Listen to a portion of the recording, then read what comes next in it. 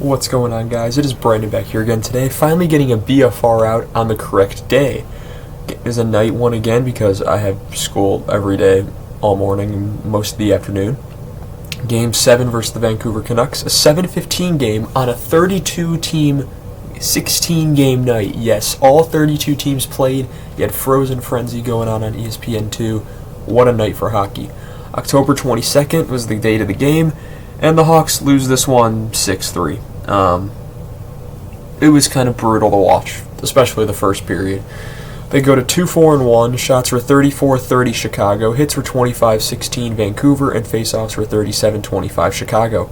Power play, Chicago goes 1 for 5, Vancouver goes 0 for 3, Mrazek saves 24 out of 30, Lankinen saves 31 out of 34. He has a .941 save percentage and a 4-0-1 record, I believe, through his first 5 games as a Canuck. Lev Shunov was off IR, so after he broke his foot, he's back with now. He's been assigned to the Rockford Ice Hogs, which is excellent news. Duncan Keith was also in the building for this game, so that was cool. And then Luke Richardson made what I consider a very questionable decision. Kurashev was healthy scratched, and Pat Maroon was put back into the lineup. In my opinion, Maroon has been really nothing but a liability, and Kurashev, no matter how disappointed Luke Richardson apparently was in Kurashev, yes, he threw a punch when he shouldn't have. Still, when you're taking one of your top 6 forwards out of the lineup, it's going to have an effect, and it speaks for itself. First period, 21 seconds in, it's a defensive breakdown. 1939, it's a tic-tac-toe Vancouver goal. Dannon Hayden with the wide-open net. His first of the season from Bluger and Sherwood to make it 1-0. Mrazek then has a big save right after. 15:21, Chicago penalty to Dickinson for tripping. 13:59, Vancouver scores on the power play. It's JT Miller with his third of the season from Hughes and Garland to make it 2-0. Just like that, the game's over. 10:35, though, the Hawks get one back. It's a goal from Ryan Donato with his second of the season. Dickinson and Vlasic with the assist to make it 2-1. The Canucks respond a minute and 20 seconds later. A minute 21 later, in fact.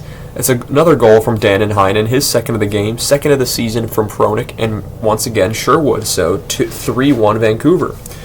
And that goal I thought was clearly offside. They showed the replay, and it made it even more offside. The Hawks challenged that it was offside, and yet they called it back. So the Hawks also get a penalty at 9:14. It's served by Athanasiou for the not good challenge, even though that I thought that was offside too, and it was clearly offside. But it's killed. 6:31, Chicago gets a goal back. It's Taylor Hall with his second of the season from Murphy to make it 3-2, and that's point number 700 for Taylor Hall. Congrats to Taylor Hall. 4:43, it's a Vancouver goal to Connor Garland because the madness doesn't stop a minute 58 later. Third of the season from Pettersson and Miller to make it 4-2. So after the first, it is 4-2, and the Hawks have been down 2 goals the majority of it. Second period, Hall is saved. Garland is denied on a wrap. 8:14, Vancouver penalty to Soucy for tripping, which is killed. 2:56, a Vancouver penalty to Brandstrom for holding. That is also killed, although I didn't write it down, I don't think. No. Bertuzzi absolutely robbed by Lankinen. Miller was stopped. Bertuzzi was denied. Bedard was denied. And Craig Smith was also had a chance that was stopped. Third period, Foligno was robbed, and so was Bertuzzi. 16:25, it's a Vancouver penalty to DeBrusk for hooking, which would be killed.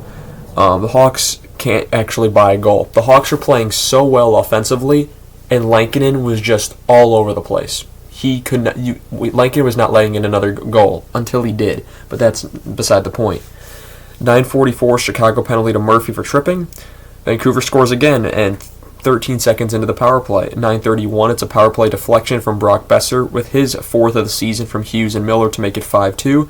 And when I'm writing this goal down still, 29 seconds later, Vancouver scores again. It's the former Blackhawk Pew Suter, first of the season from Brandstrom and Baines to make it 6-2. 7:21, it's a Vancouver penalty to Bluger for interference. 6:55, it's a Vancouver penalty to Hronik for slashing, which I don't think should have been a penalty. Teravainen wasn't holding the stick real tight, slashes it out of his hands, and they called that a penalty, so I thought Vancouver got screwed over there. But it's a 5-on-3 for a minute 34. The Hawks score at 5:56. A power play rebound goal to Tyler Bertuzzi with his second of the season from Foligno and Jones, who is somehow 5th in Hart voting right now. Not Hart voting, Norris voting. So it's 5-on-4 for the rest of the penalty, which is killed off. Craig Smith has a chance of that saved, and that's the game. Brutal. I'd say the first period in a bit was pretty brutal to watch. Even though they scored 2 goals, they looked abysmal. Vancouver made mincemeat out of them, and it's ironically former Blackhawks that are doing the daggers. Kevin Lankinen, who was good as a Blackhawk, of course that second year wasn't as good as the first, but they let him go as a free agent. They never didn't qualify him, so he walked off to Nashville as an RFA, become a UFA. Now he just went to Vancouver for nothing basically and stealing them games. And then you have Pius Suter, was in Detroit on a kind of a overpay. And then he goes to Vancouver, fits right in. Hagel's in Tampa having a hat trick, and Kurashev is the fourth guy of that 2021 team, and he's out of the lineup because that's how it works in Chi-Town. That's going to be all I have for you guys in this one. I want to thank you all so much for watching this video. It's not going to be better this season. We're 7 games in, and we can tell right now, yeah, maybe they'll hit 30 wins this year. Still not going to be close to the playoffs. I want to thank you all once again so much for watching this video, and I shall see you all in the next one. Have a good one.